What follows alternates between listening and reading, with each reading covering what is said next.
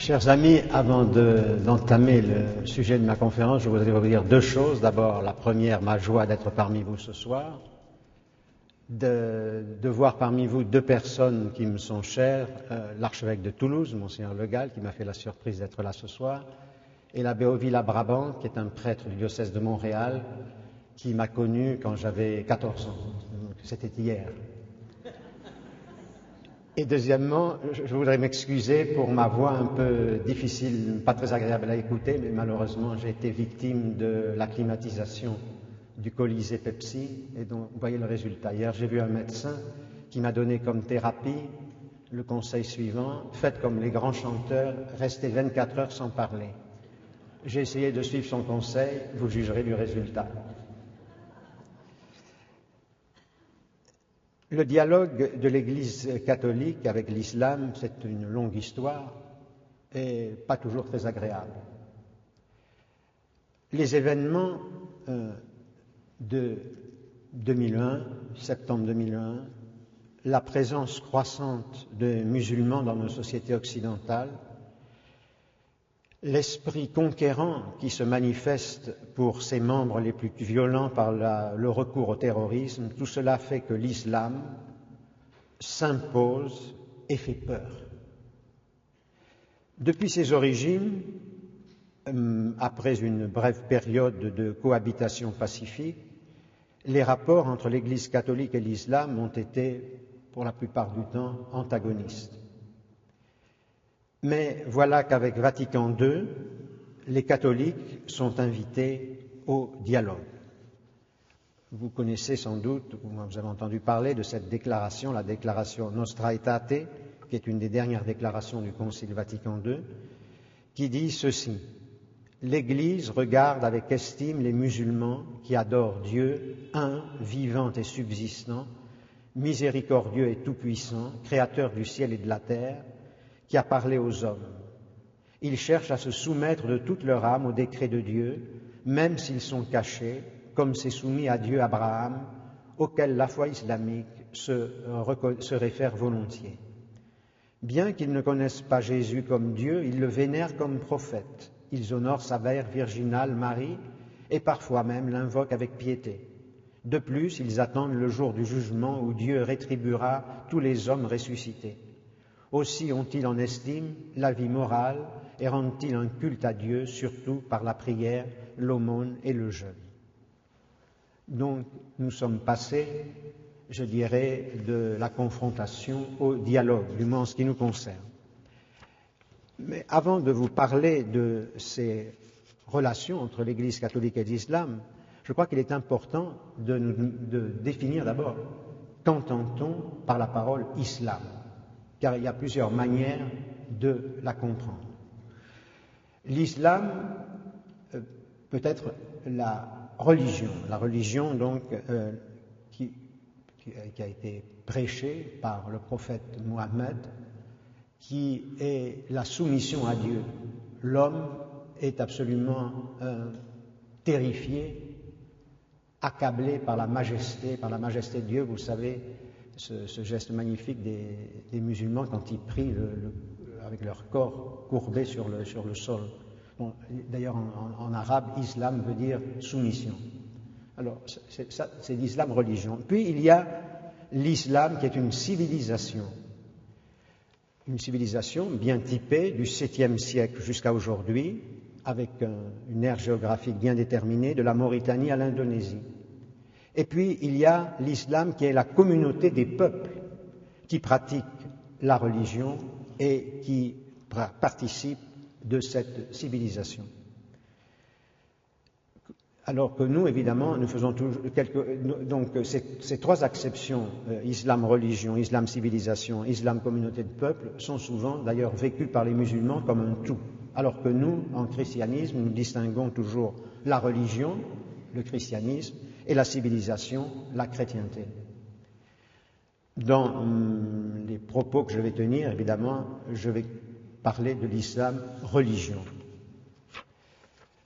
On ne sait trop rien des débuts de l'islam. Les livres historiques écrits par des musulmans apparaissent seulement au IXe siècle.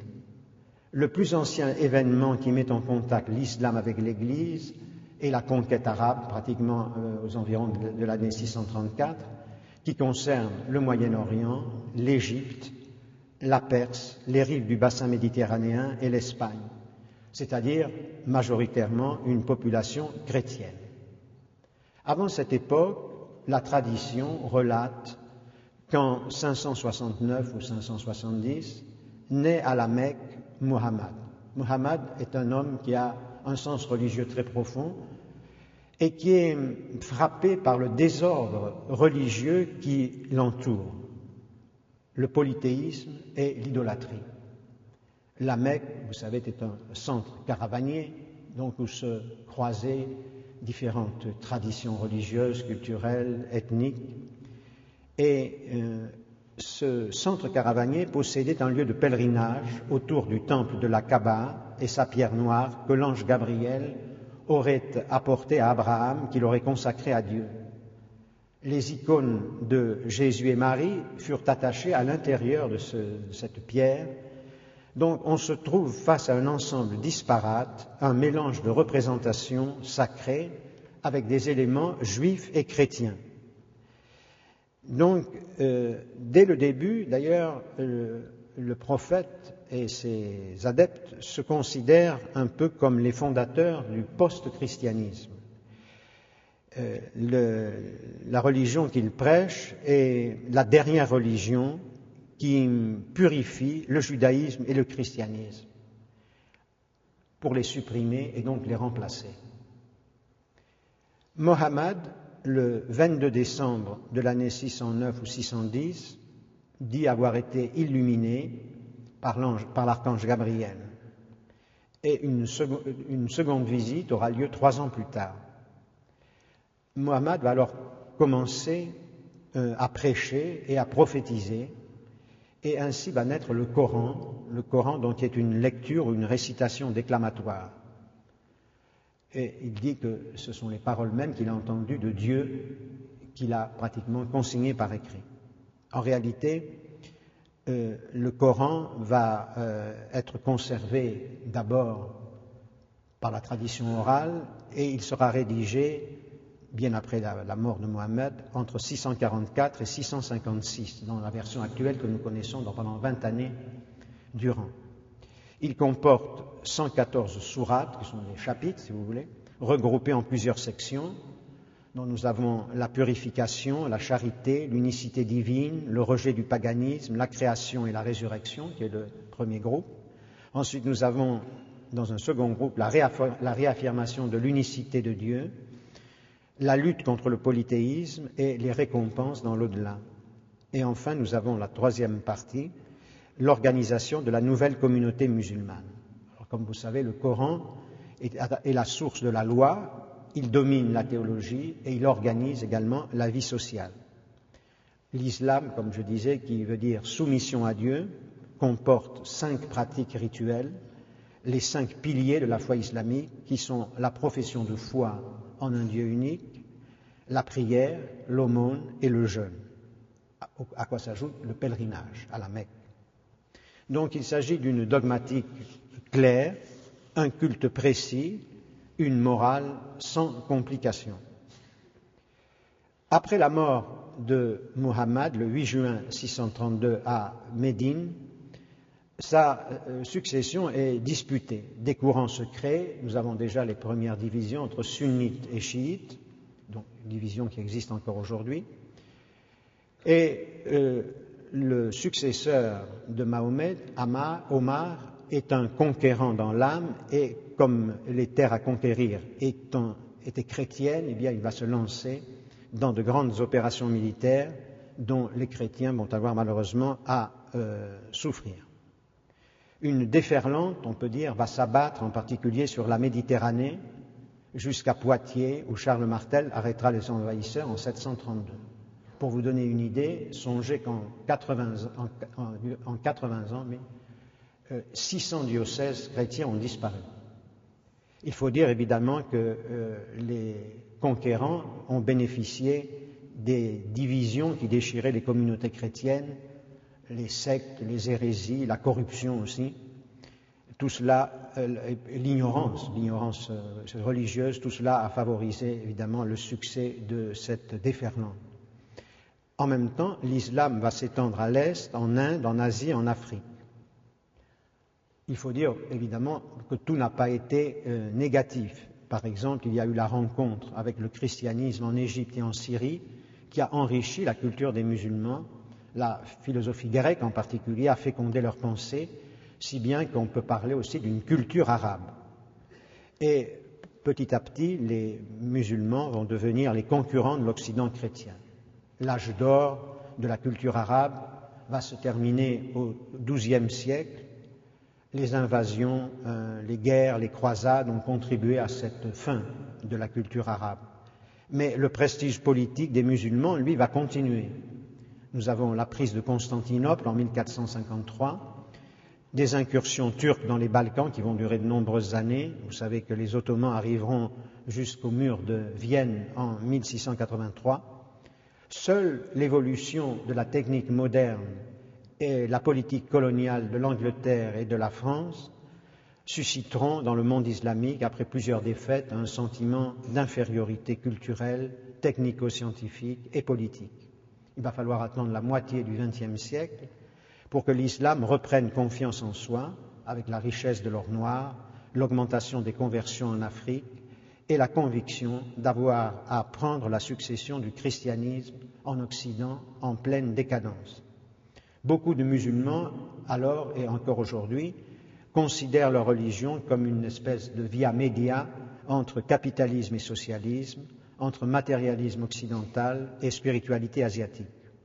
Et beaucoup se voient aussi comme un rempart contre la décadence des valeurs du monde occidental.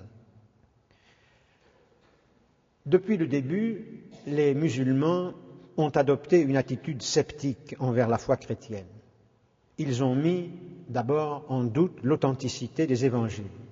Pour eux, seul serait authentique un pseudo-évangile de Barnabé, dont le plus ancien manuscrit, l'unique manuscrit en réalité, en langue italienne, remonte à la fin du XVIe siècle.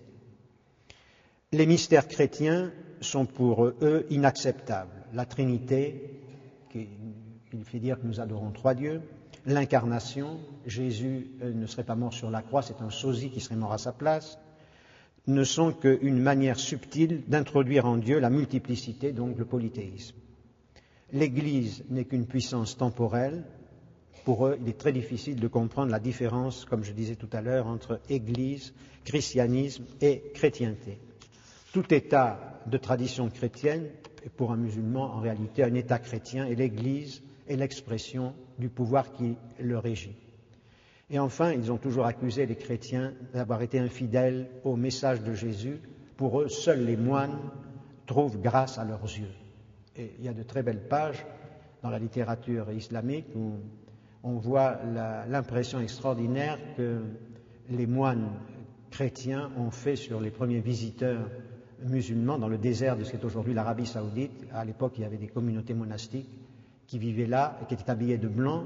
Et lorsque les premiers musulmans sont arrivés là-bas, ils ont été tellement émerveillés par la sainteté de ces moines qu'ils se sont habillés eux aussi en blanc et c'est l'origine des soufis. Aujourd'hui, dans la vie quotidienne, il y a 4 points qui demeurent l'objet de contrastes insurmontables. Donc les interdits alimentaires, si vous avez des amis musulmans, vous le savez très bien. La discrimination de la femme. Un musulman peut épouser une chrétienne, mais une musulmane ne peut pas épouser un chrétien. La liberté de religion qui est niée dans certains pays. En tous les cas, partout, il est impossible ou difficilement acceptable de changer de religion. Et puis la question des minorités religieuses en pays musulmans, l'islam leur accorde seulement un statut de protection. Toutes ces divergences ont été souvent à l'origine de conflits douloureux et le demeurent. Mais depuis la moitié du XXe siècle, comme je disais avec le Concile Vatican II, de part et d'autre, on s'est orienté vers le dialogue. Dans leur fidélité à la foi d'Abraham qu'ils partagent avec les Juifs, musulmans et chrétiens tentent de découvrir les raisons de leurs différences et les voies de leur convergence. C'est ce que dit d'ailleurs la déclaration Nostra Aetate que je citais tout à l'heure.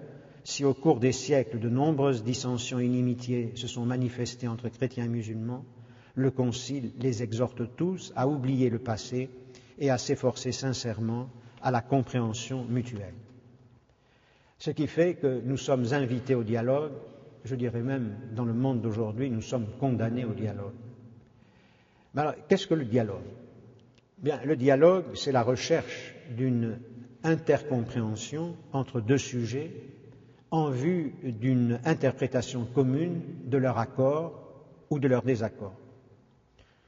Le dialogue suppose évidemment un langage commun, l'honnêteté dans la présentation de sa position et la volonté de faire tout son possible pour comprendre le point de vue de l'autre. Alors, appliqué au dialogue interreligieux, ces présupposés aident à comprendre qu'en matière de religion, eh bien, il ne s'agit pas d'être gentil avec l'autre pour lui faire plaisir. Ce n'est pas une conversation de salon. Il ne s'agit pas non plus d'une négociation au sens diplomatique du terme, c'est-à-dire j'ai un problème, je résous le problème par la conversation, par des arguments de droit, et le problème est résolu, on se sépare et c'est terminé. Non, le dialogue interreligieux est la prise d'un risque.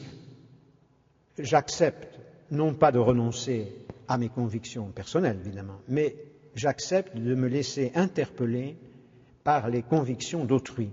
J'accepte de prendre en considération des arguments différents des miens ou de ceux de ma communauté. Toutes les religions, à leur manière, s'efforcent de répondre aux énigmes de la condition humaine. Ces énigmes, d'ailleurs, sont énumérées au début de la Déclaration Nostra Aetate. Qu'est-ce que l'homme? Quel est le sens et le but de la vie? Qu'est-ce que le bien? Qu'est-ce que le péché? Quelles sont l'origine et le but de la souffrance? Quelle est la voie pour parvenir au vrai bonheur? Donc, chaque religion s'efforce de répondre aux énigmes de la condition humaine, mais chaque religion a son identité, et cette identité me permet de prendre en considération la religion de l'autre. De là, justement, naît ce dialogue. Si bien qu'on peut dire que identité, altérité et dialogue vont ensemble. Mais pour nous, chrétiens, nous proclamons que Jésus est la lumière qui illumine tout homme qui vient en ce monde, dans l'évangile de Jean. Qu'est-ce que cela veut dire? Cela veut dire qu'en tout être humain, il y a la lumière du Christ, puisque tout homme qui vient en ce monde reçoit la lumière de Jésus. Par conséquent, tout le positif qui existe dans les religions n'est pas ténèbres. Tout ce positif participe de la grande lumière qui resplendit sur toutes les lumières. Alors se comprend un peu mieux ce que dit Nostra Aetate: tout ce qui est vrai et saint dans toute religion est accueilli, confirmé et porté à son achèvement dans le Christ. Dans le fond, c'est la logique de l'incarnation. Le Logos, le Verbe de Dieu, assume, purifie et glorifie la nature humaine. Mais attention, nous ne disons pas toutes les religions se valent. Non, nous disons tous les chercheurs de Dieu ou tous les chercheurs de l'absolu ont la même dignité. Et ça, c'est très important et c'est très différent. Non pas toutes les religions se valent, nous disons tous les chercheurs de Dieu ont la même dignité. Il s'agit, comme l'a dit une fois le pape Benoît XVI, de scruter le mystère de Dieu à la lumière de nos traditions religieuses pour discerner les valeurs capables d'illuminer les hommes et les femmes de tous les peuples de la terre, quelle que soit leur culture ou leur religion. Le pape disait: nos traditions religieuses respectives insistent toutes sur le caractère sacré de la vie et sur la dignité de la personne humaine. Avec tous les hommes de bonne volonté, nous aspirons à la paix, et pour cela, je le répète avec insistance, la recherche et le dialogue interreligieux et interculturel ne sont pas une option, mais une nécessité de notre temps. Fin de la citation. Donc, il faut toujours revenir à la déclaration Nostra Aetate qui dit « l'Église catholique ne rejette rien de ce qui est vrai et saint dans ses religions. Elle considère avec un respect sincère ses manières d'agir et de vivre, ses règles et ses doctrines qui, quoiqu'elles diffèrent en beaucoup de points de ce qu'elle-même tient et propose, cependant apportent souvent un rayon de la vérité qui illumine tous les hommes. Toutefois, l'Église annonce, et elle est tenue d'annoncer sans cesse le Christ qui est la voie, la vérité et la vie, dans lequel tous les hommes doivent trouver la plénitude de la vie religieuse et dans lequel Dieu s'est réconcilié toutes choses. Et alors de citer ces relations spéciales qui unissent chrétiens et musulmans, qui adorent le Dieu un, vivant et subsistant, miséricordieux et tout-puissant, qui a parlé aux hommes, et les liens existants entre les Juifs, de qui l'Église a reçu la révélation de l'Ancien Testament, et dont le Christ, selon la chair, et les apôtres sont issus. Alors, on comprend mieux ce qu'affirmait le pape Jean-Paul II dans son encyclique Redemptoris Missio de 1990. Il disait « Le dialogue interreligieux n'est pas la conséquence d'une stratégie ou d'un intérêt, mais il est demandé par le profond respect qu'on doit avoir envers tout ce que l'Esprit qui souffle où il veut a opéré en l'homme. Ainsi, grâce au dialogue, dit toujours le pape, l'Église entend découvrir les semences du Verbe, ces rayons de la vérité qui illuminent tous les hommes, semant ces rayons qui se trouvent dans les personnes et dans les traditions religieuses de l'humanité. Il en résulte pour le pape que les autres religions constituent un défi positif pour l'Église d'aujourd'hui. En effet, elles l'incitent à découvrir et à reconnaître les signes de la présence du Christ et de l'action de l'Esprit, et aussi à approfondir son identité et à témoigner de l'intégrité de la révélation dont elle est dépositaire pour le bien de tous. Alors, on peut affirmer que depuis le Concile Vatican II jusqu'à aujourd'hui, les catholiques sont passés de la tolérance à la rencontre pour arriver au dialogue. Et ce dialogue interreligieux revêt 4 modalités bien pratiques. Il y a d'abord ce qu'on peut appeler le dialogue de la vie, c'est-à-dire les relations de bon voisinage avec les non-chrétiens, avec nos amis musulmans, qui favorisent le partage des joies et des peines de la vie de chaque jour. Songez, vous habitez dans un immeuble, à côté de chez vous, vous avez une famille musulmane, dont vous connaissez ou vous recevez. Puis, il y a le dialogue des œuvres. Collaborer avec des musulmans, des bouddhistes, en vue du bien-être des uns et des autres, surtout des personnes qui vivent dans la solitude à l'occasion des fêtes religieuses des uns et des autres, à l'occasion d'un cataclysme, dans un syndicat. Et puis, il y a ce qu'on appelle aussi le dialogue des échanges théologiques, lorsqu'il est possible, qui permet à des experts de comprendre en profondeur les héritages religieux respectifs. Et puis, il y a enfin le dialogue des spiritualités, qui met à la disposition de tous la richesse de la vie de prière des uns et des autres. Par exemple, il y a des choses magnifiques qui se vivent dans des échanges entre moines bouddhistes qui viennent dans des monastères bénédictins en Europe et des moines ou des moniales bénédictines qui vont en Thaïlande ou dans d'autres pays asiatiques passer 6 mois dans leur monastère. Il y a des choses extraordinaires qui se vivent à ce niveau-là. Donc on peut dire que le dialogue interreligieux mobilise tous ceux qui sont en marche vers Dieu ou vers l'absolu. Et je crois qu'il est important de réaliser que des croyants qui dialoguent de la sorte ne peuvent pas passer inaperçus. Et ils constituent une richesse pour la société tout entière. Les citoyens adhérant à une religion étant la majorité, il y a un fait religieux qui s'impose dans la mesure même où toute foi religieuse se pratique au sein d'une communauté bien repérable, bien visible, par leur nombre, par la durée de leur tradition, par la visibilité de leurs institutions, par la visibilité de leurs rites aussi. Les croyants sont présents et repérables. On les apprécie ou on les combat, mais ils ne laissent jamais indifférents.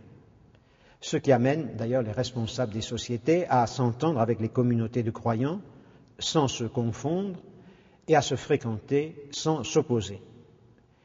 Les autorités civiles doivent seulement prendre acte du fait religieux, veiller à garantir le respect effectif de la liberté de conscience et des religions, et n'intervenir que si l'exercice de cette liberté nuit à la liberté des non-croyants ou perturbe l'ordre public ou la santé publique.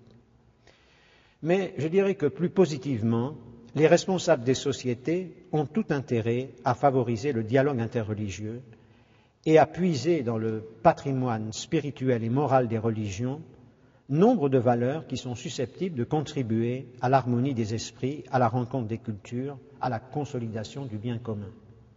D'ailleurs, toutes les religions, par des moyens divers, incitent leurs adeptes à collaborer avec tous ceux qui, dans la société, s'efforce d'assurer le respect de la dignité de la personne humaine et de ses droits fondamentaux, de développer le sens de la fraternité, de l'entraide. Je dirais aussi qu'ils ont tout intérêt à s'inspirer du savoir-faire des communautés de croyants qui, chaque semaine au moins, rassemblent dans le cadre de leur culte des millions de personnes les plus diverses dans une communion spirituelle authentique. Songez aux millions de croyants qui, le vendredi, samedi et dimanche, sont réunis dans les temples, dans les églises, dans les synagogues. Eh bien, il y a un savoir-faire de vivre la diversité dans l'unité qu'on doit mettre à la disposition de la société, je pense. Et puis, aussi, les croyants peuvent aider tous ceux qui cherchent à faire que les hommes et les femmes de ce temps ne soient pas seulement des esclaves, des consommateurs et des profiteurs. Alors, j'en viens à ce que je disais au tout début de mon entretien. L'islam fait peur. On peut se demander, même de manière plus générale, pourquoi les religions font peur. Alors, moi, je dirais, nous n'avons pas à avoir peur des religions, parce qu'en général, elles prêchent la fraternité. Nous devons craindre leurs adeptes, car les religions ne font pas la guerre, ce sont leurs adeptes qui font la guerre. Ce sont eux qui pervertissent la religion en la mettant au service d'un mauvais projet. Dans le fond, la religion peut devenir quelque chose de bien ou de mal dans la mesure où elle est mise au service d'un projet qui est en vue du bien ou bien qui est une aliénation. Ça dépend de l'orientation. Et malheureusement, il y a d'autres facteurs qui contribuent à entretenir la peur face aux religions. Par exemple, le fait que très souvent nous ignorons le contenu des autres religions. C'est pourquoi j'ai voulu tout à l'heure vous donner un petit aperçu du contenu de la religion islamique. Le fait que souvent nous n'avons pas rencontré des croyants d'autres religions, donc nous vivons de préjugés. La réticence que nous avons à nous confronter aux autres croyants pour la bonne raison que nous n'avons pas des idées claires sur notre propre religion. Car il faut toujours se rappeler que la première condition pour le dialogue interreligieux, c'est d'avoir conscience de son identité spirituelle. Je cite toujours cette expérience qui m'est arrivée. On vous a dit tout à l'heure, j'étais né à Bordeaux, donc j'étais en vacances, j'attendais pour acheter un billet de train à la gare de Bordeaux, et il y avait à côté de nous, assis sur un carton de cigarettes, deux jeunes gens. Un qui était maghrébin d'origine, et l'autre un Français lambda. Et j'écoutais la conversation. Le maghrébin, qui était évidemment de religion musulmane, demandait à l'autre, mais dis-moi, toi, comment Dieu peut avoir un fils, et comment ce fils peut devenir homme. Et ce brave garçon, évidemment, était incapable de dire « Ah ». Je ne dis pas que j'aurais été brillant, parce que ce n'est pas facile de répondre comme ça. Mais je dirais, ce qui était impressionnant, c'est cette image de ce jeune musulman qui, avec des yeux de braise, qui envoyait la foi pour lui quelque chose de très très important, et l'autre, qui devait être de tradition chrétienne, qui était incapable, qui n'avait aucune idée du contenu de sa foi. Alors ça, je crois que c'est un appel pour tous les prêtres, les religieux et les religieuses. Nous avons à transmettre le contenu de la foi si nous voulons que dans une société plurireligieuse, pluriculturelle, être en mesure de rendre raison de l'espérance qui est en nous, comme le demande saint Pierre. Et d'ailleurs, c'est une chose qui frappe beaucoup les musulmans. L'autre jour, je suis allé à Rennes inaugurer un lycée catholique. Et l'archevêque de Rennes avait organisé une rencontre avec des musulmans, 12 représentants musulmans de la communauté musulmane locale. Et il y avait un Turc, un professeur dans un collège catholique d'ailleurs, et qui m'a dit, vous savez, pour nous musulmans, c'est une chose qui nous frappe beaucoup. Dès qu'on parle de religion avec les Français, ils sont embarrassés. Alors je ne sais pas ce qu'il en est des Québécois, mais je crois que c'est très intéressant cette réflexion d'un musulman. Parce que finalement, ce qui est important, c'est que nous puissions, dans le dialogue interreligieux, non pas échanger des idées, disons, des concepts, mais des expériences spirituelles. Je vous citerai un autre exemple qui m'a toujours beaucoup frappé. Lorsque j'étais à la secrétaire d'État, je recevais les ambassadeurs qui venaient faire leur visite de congé lorsqu'ils avaient terminé leur mission auprès du Saint-Siège. Et un jour, j'ai reçu un ambassadeur musulman qui m'a dit ceci. Il m'a dit, Monseigneur, vous savez, ce qui m'a le plus frappé durant les 3 années que j'ai passées parmi vous, ce n'est pas du tout vos points de vue sur la situation politique internationale, tout ça. Non, ce qui m'a le plus frappé, c'est d'avoir vu le pape Jean-Paul II prier dans les cérémonies publiques. Et je crois que ça, c'est une grande leçon que nous avons à recueillir. Donc c'est dans la prière, c'est le témoignage de la prière, de notre relation à Dieu qui, dans le fond, change les cœurs. Alors, nous avons avec l'islam, évidemment, des choses qui nous séparent, donc le rapport avec les écritures respectives, le Coran, comme je disais tout à l'heure, est pour un musulman une dictée surnaturelle, alors que pour un chrétien, la révélation n'est pas un livre, mais une personne. Jésus, pour nous, ce qui est important, plus que le message, c'est le messager. La personne de Jésus, que les musulmans considèrent comme un prophète exceptionnel, certes, mais inférieur à Mahomet, qui reste le sceau des prophètes. La Trinité, qui fait dire aux musulmans que nous sommes très ambigus lorsqu'il s'agit de dire que Dieu est un. Mais il y a aussi, à côté de ces différences, des réalités qui nous voient unis, parfois même collaborant à la diffusion d'une même cause. Par exemple, lorsque nous disons tous que nous croyons en un Dieu qui est l'auteur de la vie et du monde matériel, créateur du ciel et de la terre, nous reconnaissons tous le caractère sacré de la personne humaine.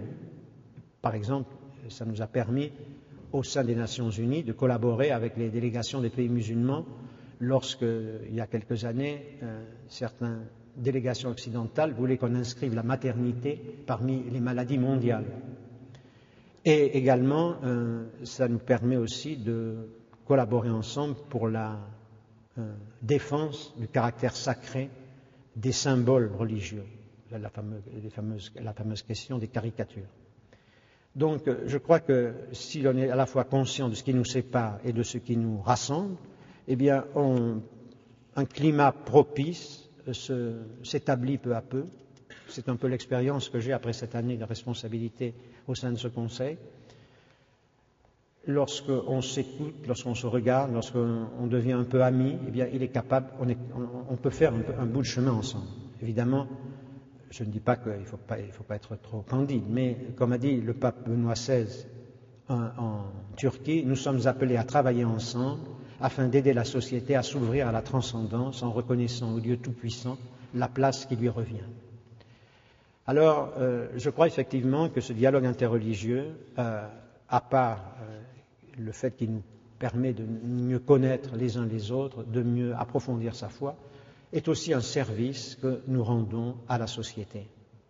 Parce qu'à la fin des fins, dans le monde frivole comme le nôtre, des croyants en dialogue sincère, indique la nécessité de la vie intérieure. Nous vivons dans un monde, justement, où la vie intérieure n'existe pratiquement plus. Je me souviens toujours de ce que j'ai lu après la Première Guerre mondiale. Georges Bernanos avait prophétisé, il avait dit ceci plus ou moins, je cite de mémoire: si vous ne comprenez pas que la civilisation moderne est une conspiration contre toute forme de vie intérieure, vous n'avez rien compris. Et je crois qu'il était vraiment prophète. Donc, ce dialogue interreligieux entre croyants peut justement rappeler à tous nos compatriotes, nos contemporains plutôt, la nécessité de la vie intérieure. Puisque, dans le fond, nous sommes tous à la recherche de Dieu, à la recherche de l'absolu. Et un jour ou l'autre, nous arriverons, il faut l'espérer, au seuil du mystère de Dieu. Ce mystère de Dieu où nous sommes tout petits, évidemment, où l'homme est saisi au lieu de saisir, où il adore au lieu de raisonner, et où il est conquis au lieu de conquérir. Je crois que c'est ce vers quoi nous cheminons tous. Merci beaucoup.